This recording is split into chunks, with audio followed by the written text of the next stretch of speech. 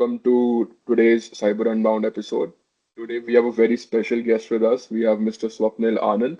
He is the Chief Technology Officer and co-founder at FourCore. He has extensive experiences and achievement in CTF. For example, he has represented India on a global stage, as well as, in my experience, there is just a lot of buzz about FourCore. People want to use FourCore product. There are big names using FourCore product, as well as there are big names in the industry who recommend FourCore founders for different opportunities. So, Swapnil, it's a pleasure to have you today with us at Cyber Unbound Podcast. Welcome. Thank you, Shikhar. It has been really amazing to be here. I've also been following your progress, and I'm so happy to see Unbound grow. Thank you for bringing me here. Thank you so much. So, Swapnil, I would like to start from the beginning. So, Mhm. you started FourCore fresh out of college. So, what Right. actually inspired you to start FourCore? What was that moment where you thought that this is the problem or the gap in the market, and probably you are the ones who should fulfill it? As well as what's the progress been of FourCore throughout the years? Right. So, Forco started in 2021. Okay. It was like January 2021. And COVID was about to, the second wave of COVID was about to come. None of us had any ideas. We were going to plan on sitting. That was also my last year of college. So, I graduated in 2021. We planned on sitting for our college placements, but we rather thought that we have done so much during our college years. We have met so much people. We have done so much networking. Why don't we start a product company? All of the team members that were there, they understood the technicalities of cybersecurity and understood how hard it is. So we wanted to go for a technology which simplifies cybersecurity in some manner. So one of the ways or one of the things that we saw was red teaming. So people do continuous red teaming exercises. They do, like, let's say in 6 months or every 2 weeks or one. People organizations have different requirements according to their scope. But we saw that each red teaming report was filled with typical things and map scans and all of that.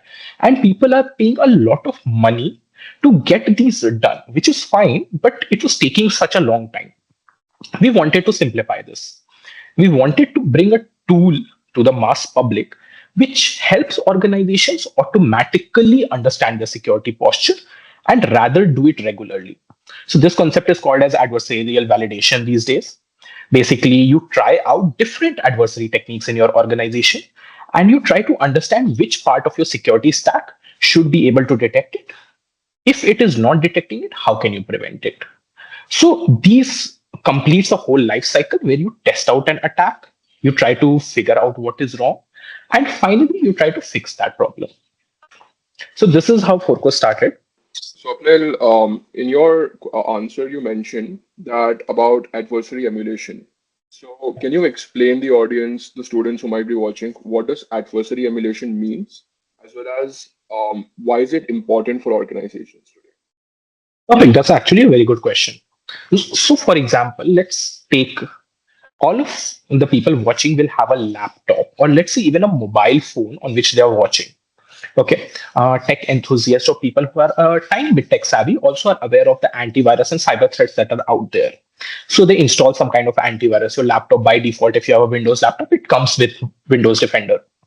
So now the question becomes, when you install the antivirus, how much trust do you have in the antivirus on protecting you? For example, do you just have a blind faith in the antivirus that it will do what it advertises it does? Or do you have some kind of metric to understand that these are the threats the antivirus protects against, versus for the other threats, I need to probably figure out some other mitigation? So, for a normal everyday user, an antivirus is usually sufficient. For organizations, this become a very big challenge.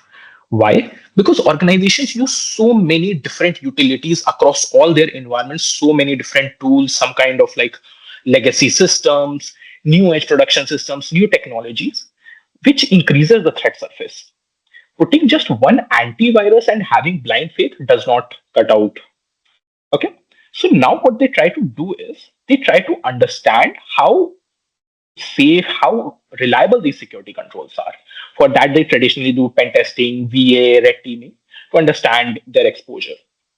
Now, as threats massively increase, we also have a rise of AI leading to multiple sophisticated threats.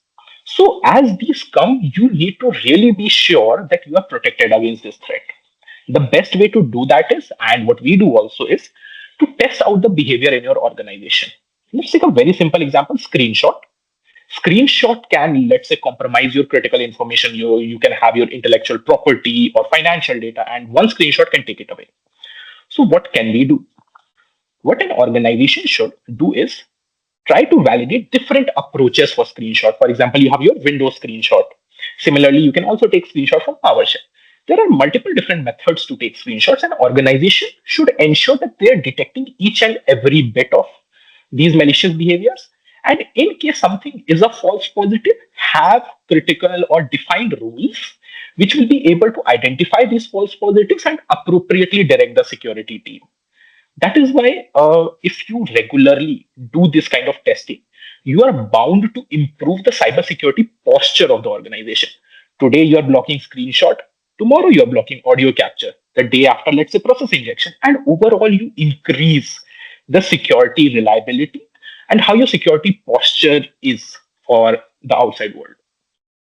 Got it. So I think you mentioned about the cybersecurity posture of organizations, right? So I think one of Mhm. the best ways where companies can actually improve their cybersecurity posture is by using FourCore's attack product, right? Because you have a coverage of 300 plus MITRE attacks. So what I wanted to know from you is that threats are evolving every single day. So how does FourCore stay on top of it to ensure that you cover every single new threats which are coming out? Perfect. Let's tackle this.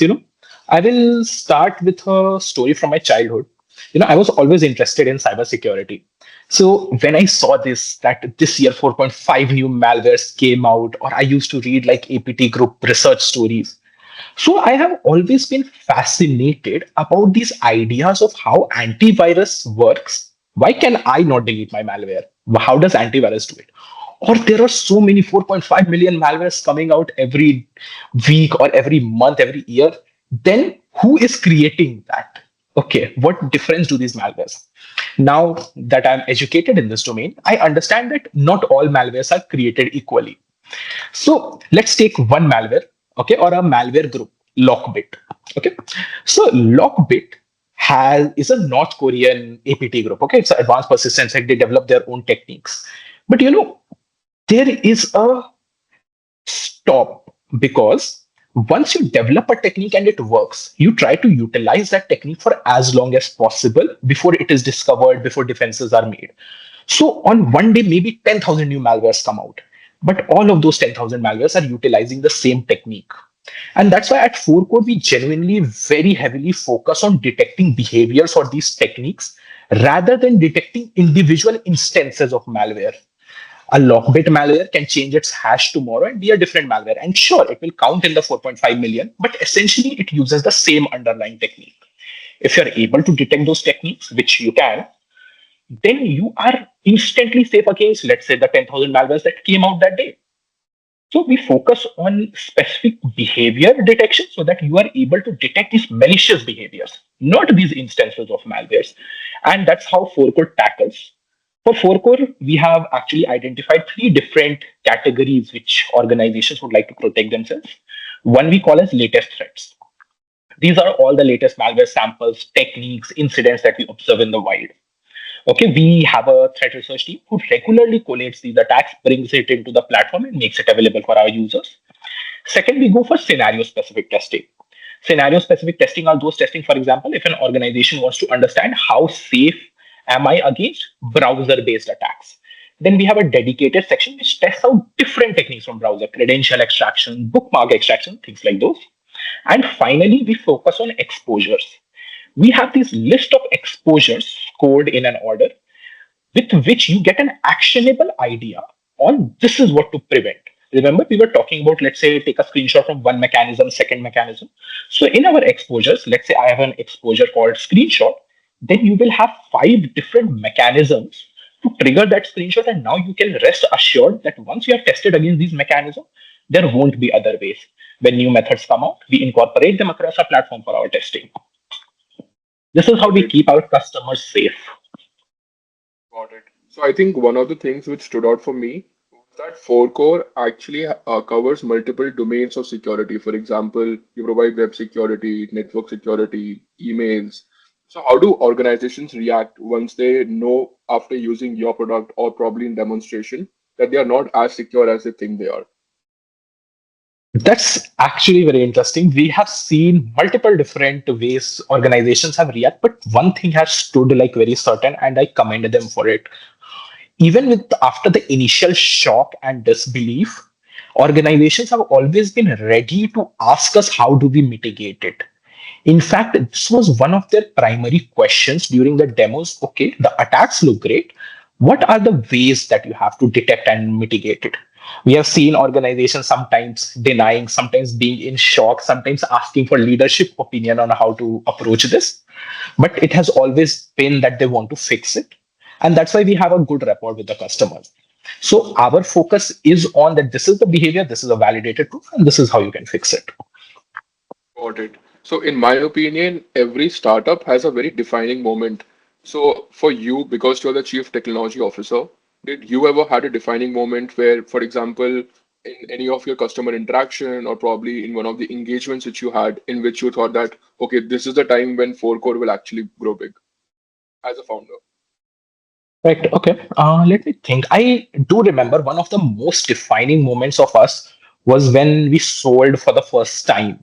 And in our first time, okay, when the customer ran it in the supervision and they saw the things that could be captured. For example, we had audio captures from their confidential meetings, screenshot, all of it completely automated, no human involvement. Okay. It's a complete automated product.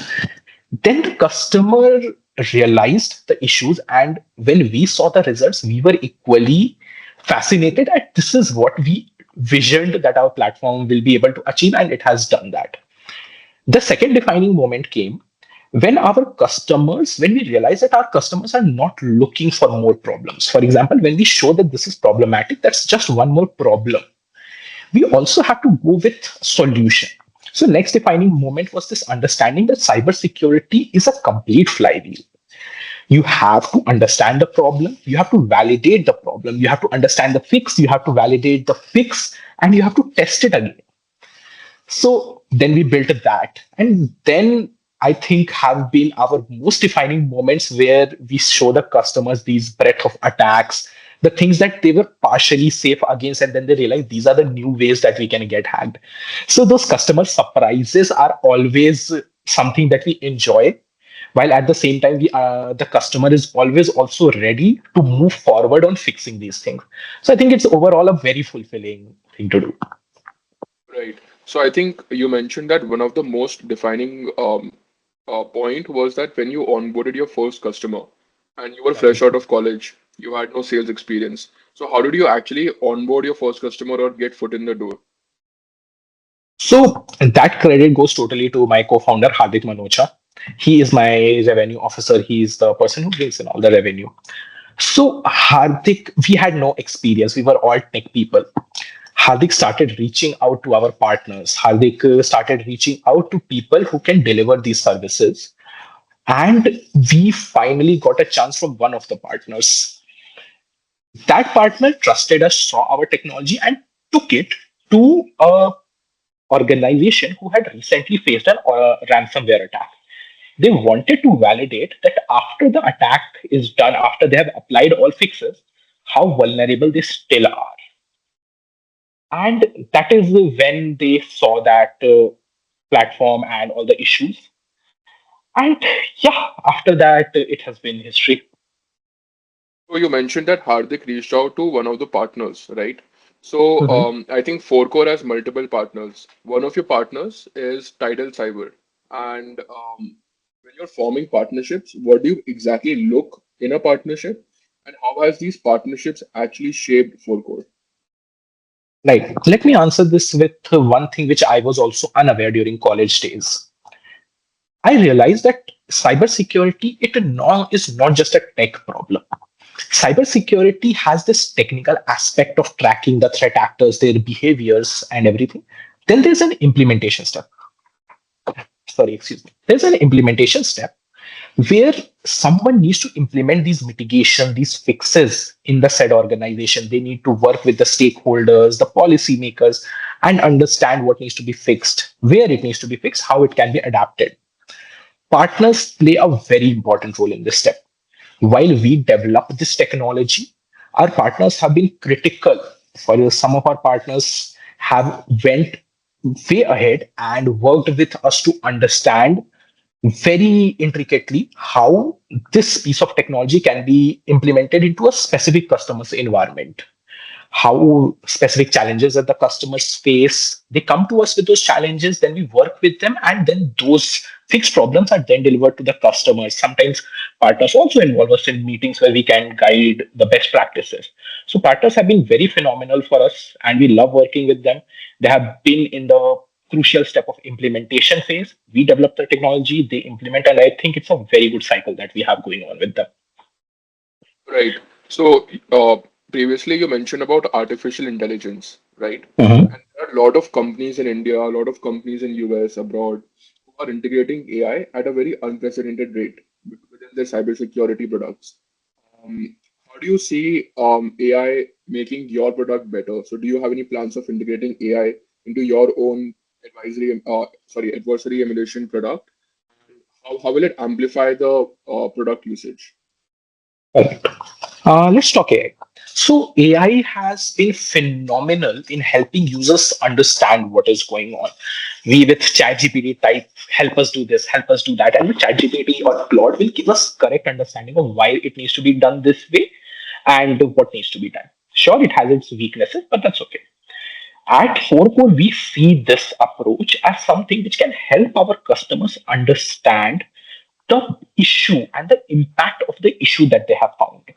So we are planning to integrate AI so that our customers can very well understand, okay, taking the previous example of a screenshot, they should be able to quickly summarize what kind of issues that they face, what kind of attacks they are safe against, what kind of attacks they're not safe against, and what is the relevant business impact, along with this correlation of what other organizations have been impacted. Now, all of this is data which we can put, but an AI can better help the customers understand the need. AI can help prioritize the customers based on its explanation, and AI would be very deeply integrated with our platform to help make sense to the customer what this result is about. When we show the customer raw data from the terminal and the data extracted, the AI running in the customer's environment can tell them how crucial this data is based on the data that is there inside their organization.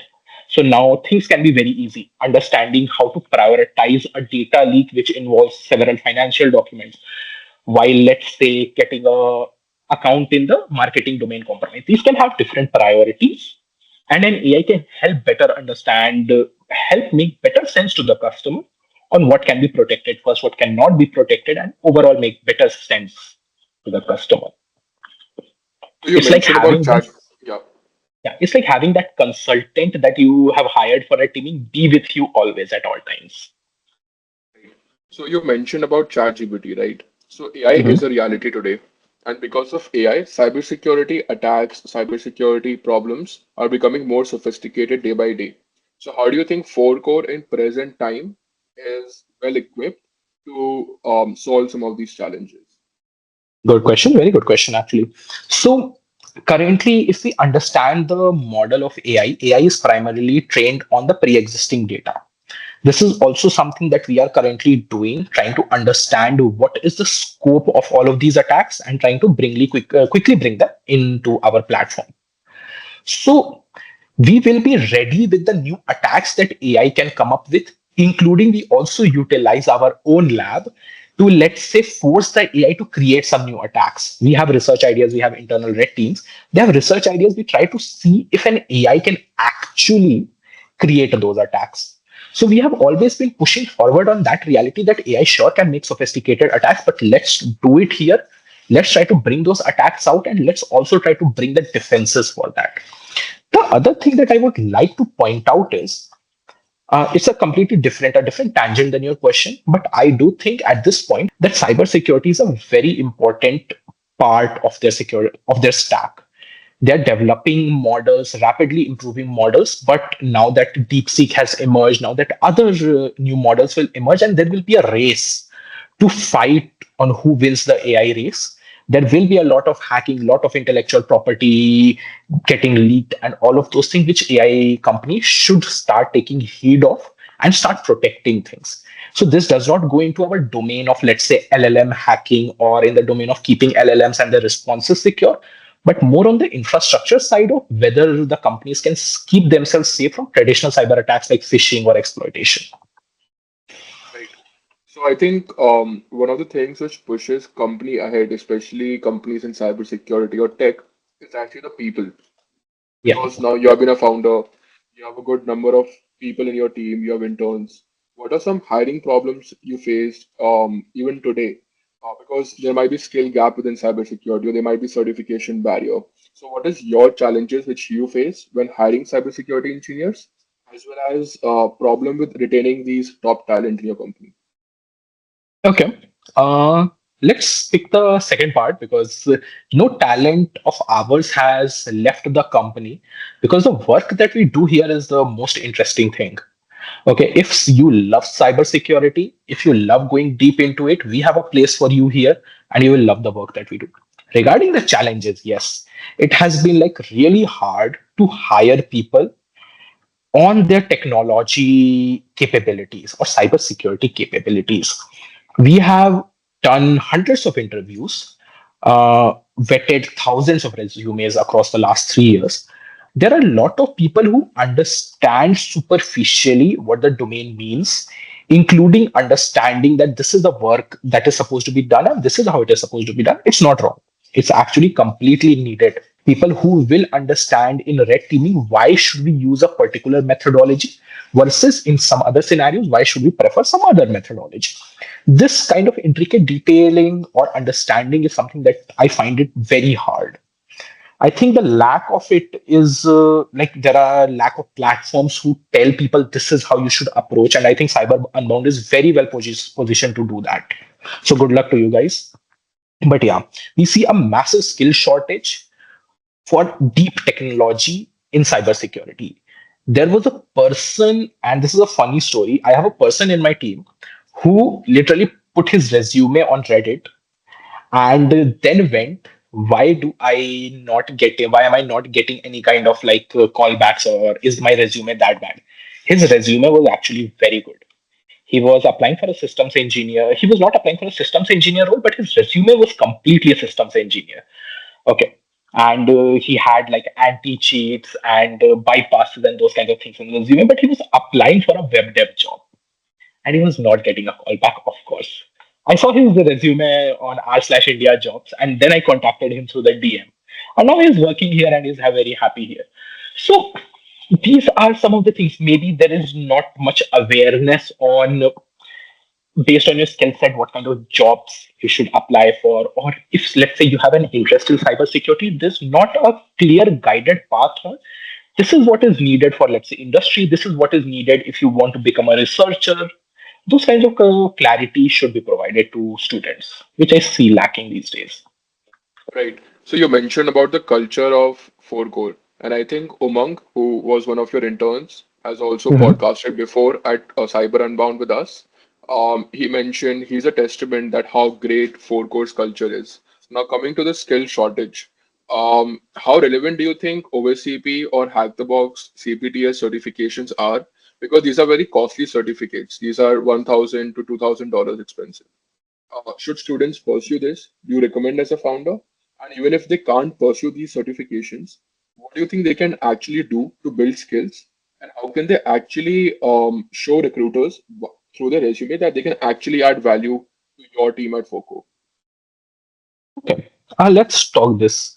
First of all, I know that the industry utilizes metrics like OSCP and other certifications as a proof, and I think based on where the industry is, that is also needed. OSCP or other certifications give the industry leaders this confidence that the person knows at least this certain amount, which is a fair metric to have. For FourCore, we see things a bit differently.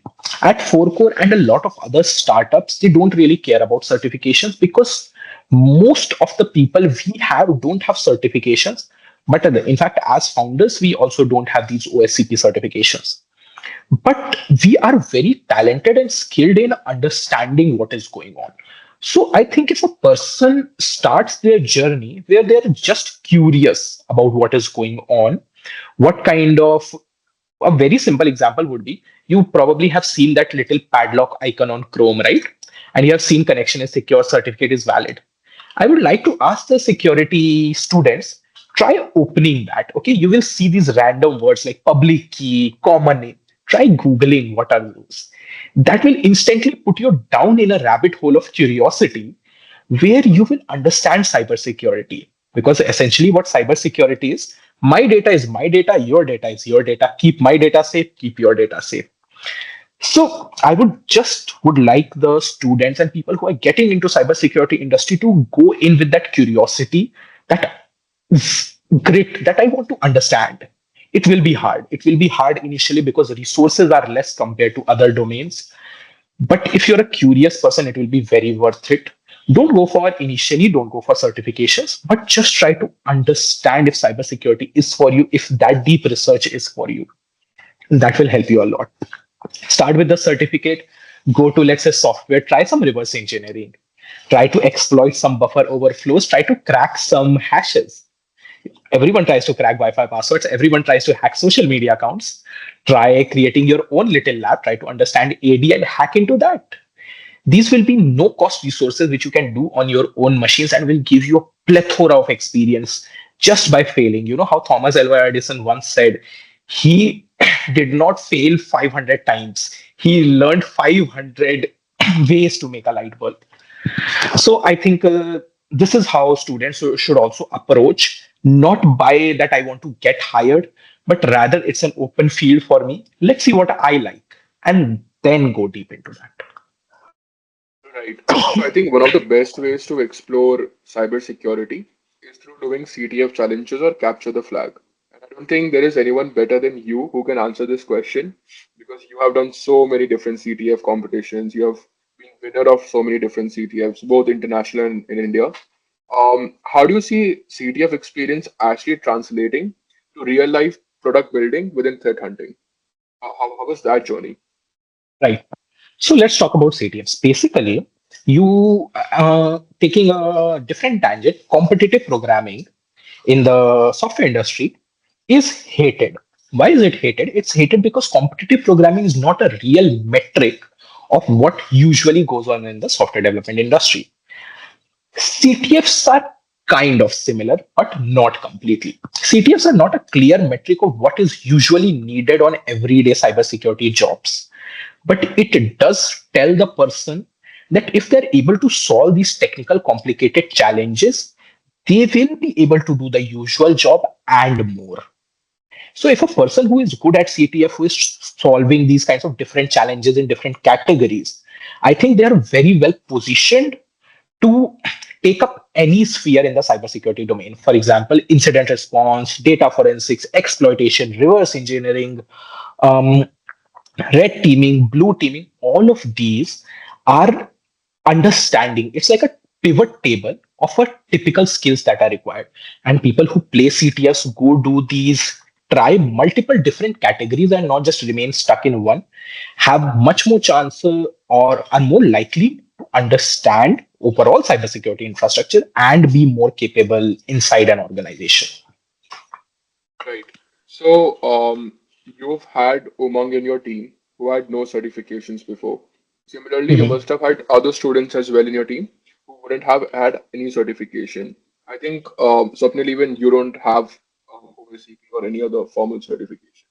So, what did these students actually demonstrate during hiring process, which led you to actually hire them within For cybersecurity? interns, we have a very, I would say, open but strict policy where we want the other person to come with this basic understanding of cybersecurity, some deep understanding of what they want to do and how they can contribute, and finally, a determination that I will not stop. At FourCore, we give each intern this individual task while we set them up with their peers to achieve a goal. And that goal is something that will be helpful for the company also, while at the same time, maybe has not also been experimented inside the company. So interns genuinely take a lead to developing a feature, developing a product, or adding some specific capability. And for that, they have to push hard, where we will see people failing, people having problems. I just want to say to everyone who applies at FourCore, come with that determination that we are there for you. Don't stop yourself, don't limit yourself, push hard, and we will open some avenues with which you will be able to explore around. So these are the three things that we do look for in our employees. For employees, we assume these basic things, and at the same time, we would require a deep understanding of the technical field that they are applying for. So for that, either I take the interview, or Hardik takes the interview, or Arush takes the interview, and we have separate processes for full-time employees. But what one thing is common across the board, we want you to have determination, we want you to have grit, we want you to have that curiosity for problem solving. Second, we want you to be aware, we want you to have this basic understanding or deep understanding, depending on where you are. Right. So Umang had mentioned in his podcast that the way he got internship at FourCore was cold messaging someone at FourCore, and that is how he got the foot in the door, and he got a successful interview scheduled. Now, I think for most of the students who are trying to get internship in cybersecurity, networking plays a very big role because we have had interns from Safe Security Podcasting. We also have recorded podcasts with Zeron. Zeron interns. One thing which has been consistent is networking. Now, even you were a student before FourCore, and you have done internship at Payatu, you have done internship at Lucidius, which is now known as Safe Security. So, what are your advices that how can a student network with a professional who is twice their age, and how to leave a lasting impression? For example, if someone is going in a conference, there are founders in a conferences who are trying to sell their own product to other founders. So how can a student who's probably like 18 years old or 19 years old even start interacting with a founder or a CISO? And what should he initially talk about? Right. So I think the funny story, I met Rahul Tyagi at this IGDTUW. They had this fest at Indira Gandhi Delhi Technical University for women, and Rahul Tyagi was giving a talk. Rahul Tyagi from Safe Security. I met him there. I saw his talk. I was very intrigued. I had my resume beforehand because I had checked out who all was coming. So I went to him after, and I just started talking about certain things that he talked about in the talk. For example, he was talking about mobile security. So I was talking about different, like what are the ways to hack into, does he think. I also presented him some of my ideas on how to hack mobile users. So I think just understanding of who the person is, what are their daily challenges. Like these are, of course, tricks in networking. You try to understand their daily challenges, try to figure out people who are aware of those challenges and can tell you more about them.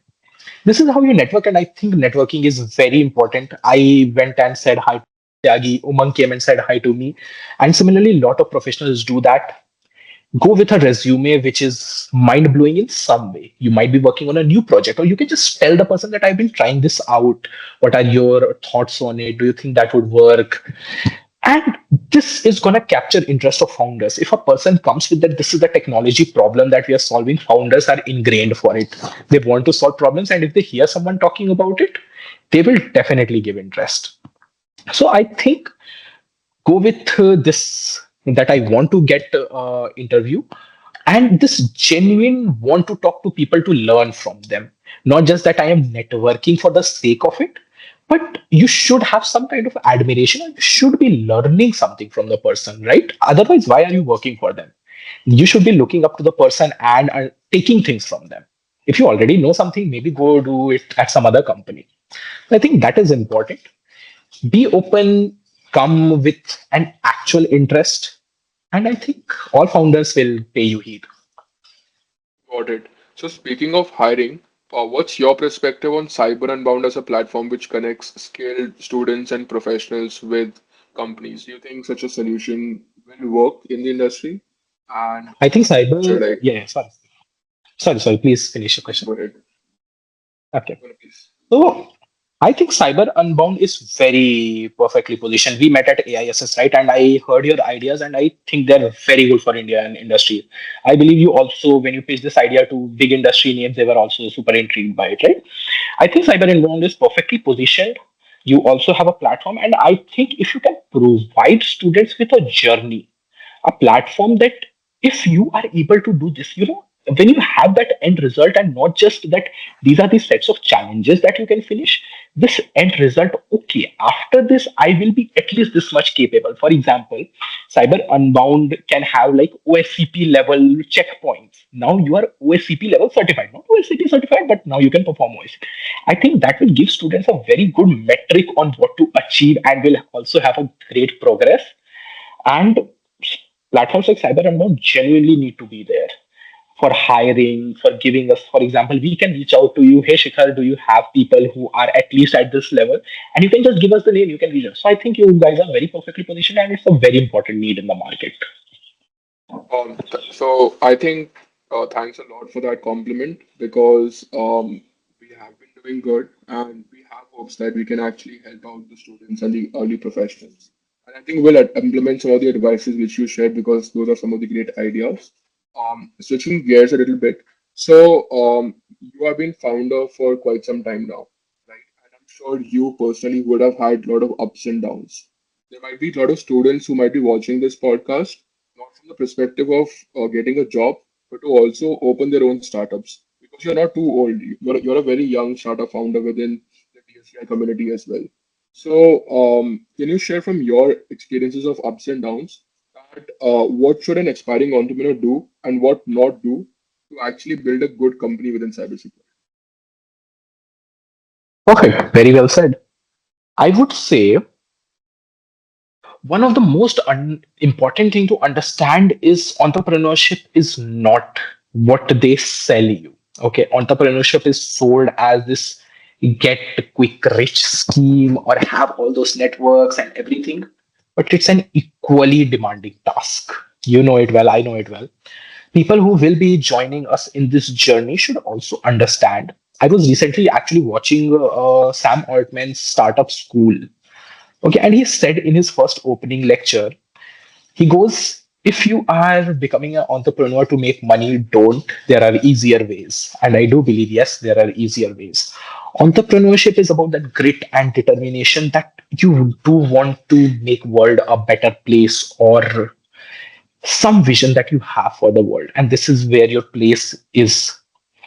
So it will require you massive challenges, ups and downs. For example, the first sales that happened. Before that, we were just wondering what is wrong with the product? What is the one thing that we can tweak? Should we? So one of the primary things is to have that determination, grit, understanding how difficult things are.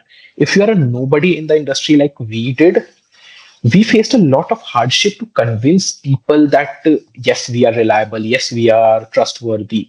These are not some of the things that happen soon. So it takes some time, it takes that lot of effort. A lot of customers are gonna come and tell you okay, we like it, and then just vanish.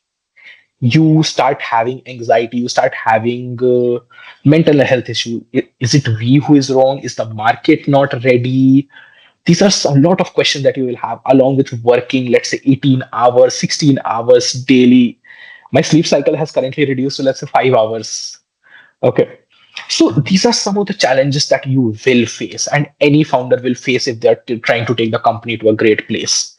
So be ready for that tiring, sleepless nights, tiring days, sometimes nobody with you. You are all alone in the journey because you took that decision. Be ready for these hardships, but I promise that it does get better. It gets better after a year. It gets much better after 2 years, and it will get even better after 3 years. So continue on that journey if you can, and there are better days ahead. That is what I would like to tell aspiring founders or people who have started their journey. Got it. So you mentioned about customers or companies having reliability issues. So I want to Mhm. go a little bit more deep into it. I think you are a very young founder. who has good experience within CTFs and internship, but not a very extensive work history in comparison to founders who probably would have worked at Amazon or Microsoft or coming straight from industry to starting their own companies. Now, how do you Yeah. break that barrier in front of venture capitalists or other B2B business heads who might be twice your age and might be judging you as a founder based on your work history in the industry? And how did you build Uh, trust? right. So I think it just started. For example, when my Hardik co-founder got that first deal, and when we impressed that MSSP team, they would have talked about us. They would have talked to the customer. They would have talked about us to their peers. Maybe that might be a not too much, but as we grow, as we reach out to more people, and as we showcase that we are someone worth it, then it becomes slowly starts getting easier. Initially, nobody knew about FourCore. Now people know about FourCore. Our competitors are trying to kill FourCore. Things are happening, and every day it's a new challenge. But yes, breaking the barrier is was one of the most difficult ones, and we just persevered through it. We just went, took rejections, did not take them to heart, went again, tried again, tried again, tried again, and someone will give you a chance. After that, someone else will. So one journey from 0 to 1 is hard. 1 to 10 is easier. 10 to 50 is easier. Of course, in a relative sense, and 50 to 100 would be easier. But yes, the initial journey is hard and you just have to persevere through it. I did that. Maybe there are easier methods. I don't know. Got it. So you have been, you are deeply connected within the Indian cybersecurity ecosystem. You give a lot of talks, you go to different conferences, you meet different founders. There are like ample number of top cybersecurity leaders who know you on a personal level. So what is one thing which is not really spoken about being a founder in cybersecurity space, which you think should be spoken about? Okay, that's actually a very controversial question, but I will try to answer it delicately. People in the cybersecurity industry want a one in all product. Okay, so you take a product and you are done. That is something that I see the Indian cybersecurity community think is that doesn't work a lot because one of cybersecurity is deeply intricate to the organization. The organization knows what resources to protect. The organization knows what risk policies that they need to mitigate. If you take a product which has been designed for the world and you're not adopting it according to your needs, then I would say it's a path to failure.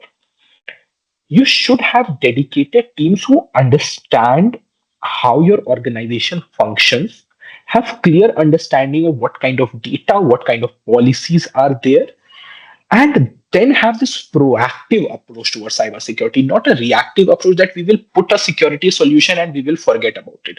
Yes, security solutions strive to be at that level and in some way also advertise that, but it's not true. When we do our POCs, when our customers run our product, what they see is a reality widely differing from what they have been sold. I think it would do the whole Indian cybersecurity industry a bit good if they move towards understanding their problems and trying to take specific solutions for it, not buying things that have been sold, but rather buying. Cybersecurity people are one of the most dedicated people in the industry. They have curiosity, they have grit, they have determination. And I think that can also be applied to jobs, industries which promote cybersecurity, or organizations, let's say, which have a lot of cybersecurity budget should also encourage their teams to go and present their problems.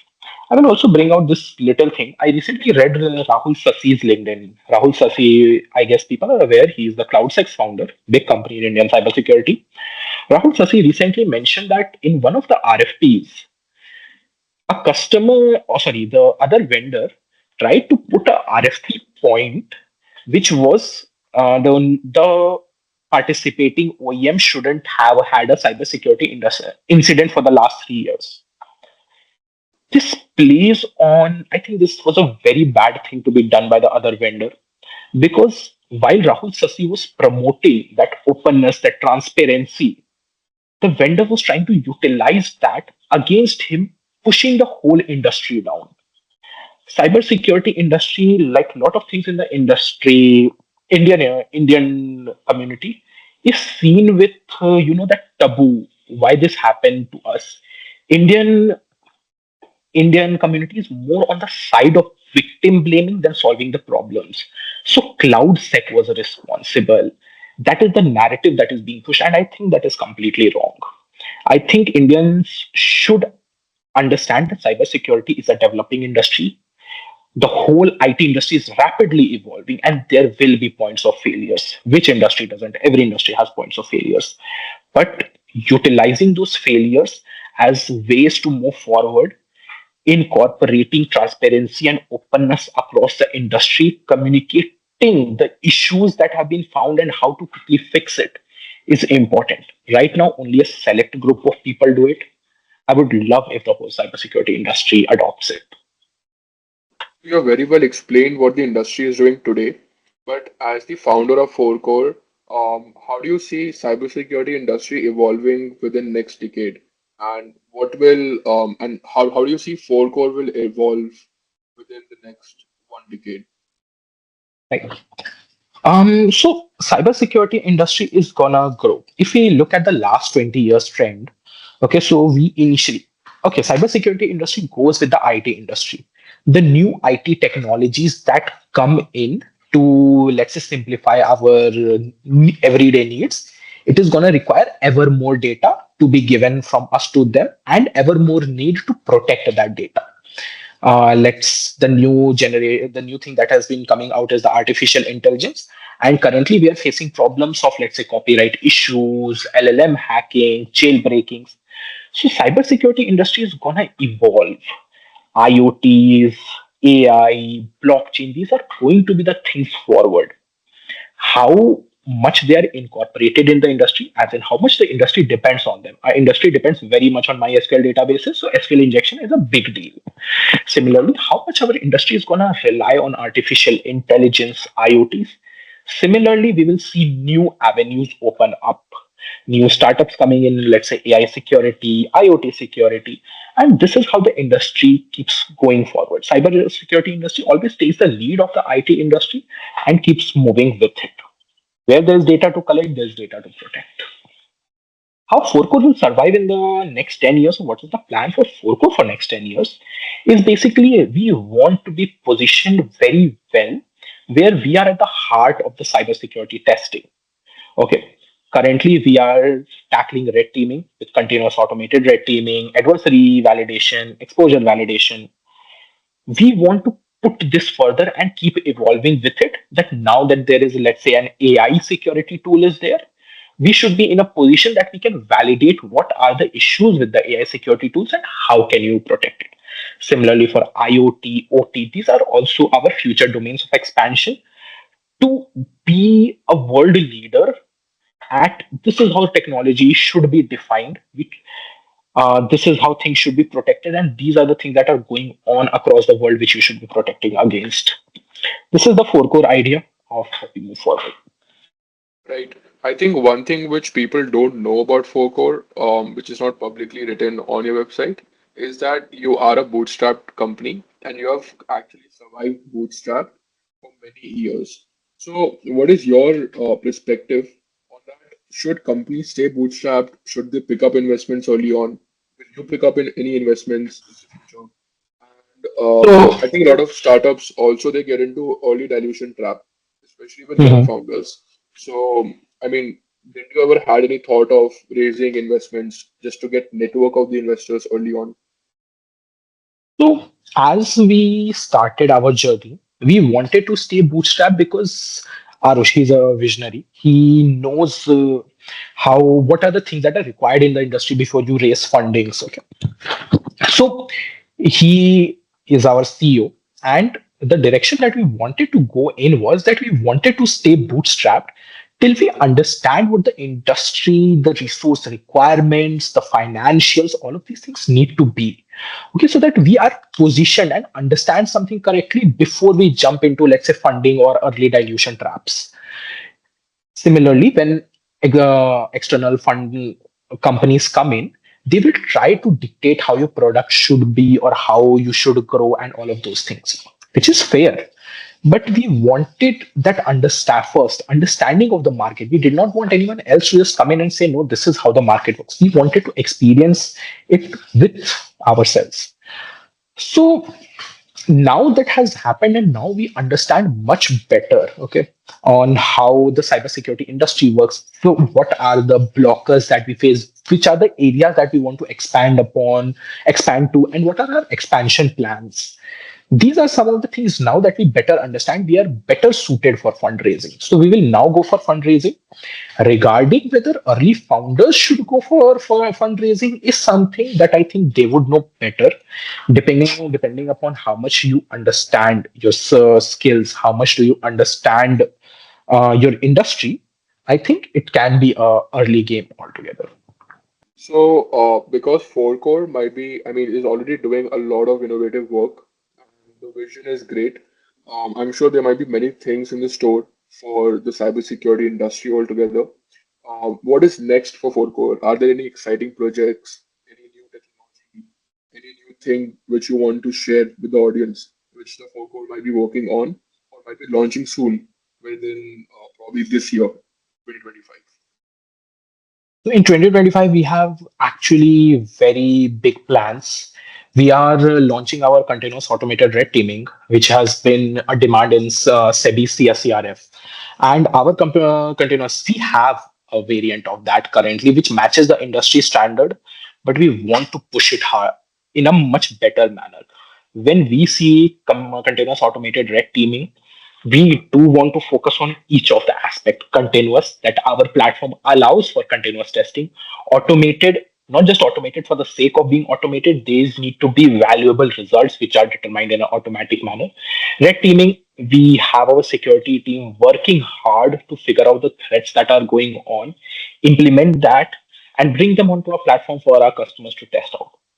Along with this, we will have a massive overhaul of the platform to showcase to our customers this idea and how they can protect against these things. Further on, we are going to be going into the other domains in this red teaming space where there is cloud, DLP, OT. These are some of our plans that we want to expand to in future, and I'm very excited for what is coming next. Perfect. Any final thoughts or any kind of final advices would you like to share with students or the audience who might be watching right now? Especially those who follow you as a founder as well as FourCore as an inspirational To all the students and to all the upcoming founders, I would like to say, brace yourself for the journey. It is going to be worthwhile, but it's going to be difficult. To the audience and the other members who are listening to us, and thank you for providing me this platform, Shikhar. Please try FourCore. We actually have a very amazing product which can help alleviate your security testing issues and work better inside your organization. That is it from my end. As in for the industry, I would like cybersecurity industry. I have a lot of hope from the Indian cybersecurity industry, and the people that I meet are absolutely talented and cracked. Love to see them again. Love to see them develop something, and I would love to see all those upcoming founders to create something great. India is developing, and all of us are very well positioned to take this to next level. Thank you so much, Swapnil, for sharing your story and FourCore's inspirational journey. I think many audiences and the many listeners who might be watching us today would have received a lot of insights as to how they can build their future, how can they build an innovative product if they want to get out in the industry, as well as how to start their entrepreneurial journey within cybersecurity without much of the hardships which you have already faced. So thank you so much for sharing these insights, and I hope it will benefit the audience a lot. Hey, thank you, Shikhar, for bringing me here. I am glad to have shared my thoughts on these, and I really appreciate it. I hope the cybersecurity industry grows stronger and better.